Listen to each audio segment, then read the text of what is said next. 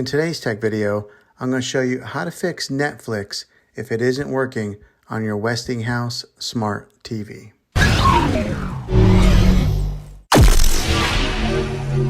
The first step that we are going to try, and it's probably the easiest one, is simply unplug your TV from the wall outlet and wait 60 seconds. Then plug it back in. This is very different than turning your TV on and off with a remote, so make sure that you do it just like this. The next thing that we are going to try is to go into the settings menu on your Netflix. If you can't get to your settings menu, I will show you how to get to it in a different way here in a moment. But go into the settings menu and then go down to Get Help. Then go down to Check your network. Here it will run a test of your Wi-Fi and internet connection.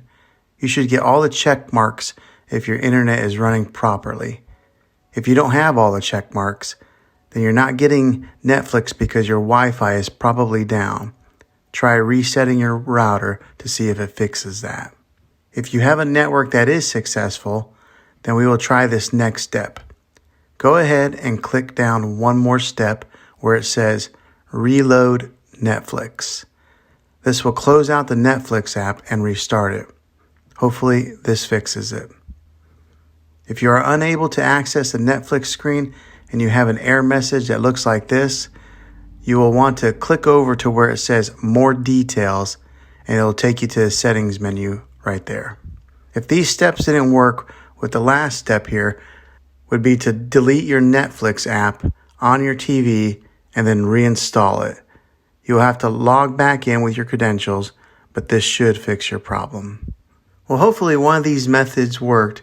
If not, I'll put a link in the description down below for a TV that I recommend. Well, hopefully this video was helpful, and if it was, go ahead and hit a thumbs up on it.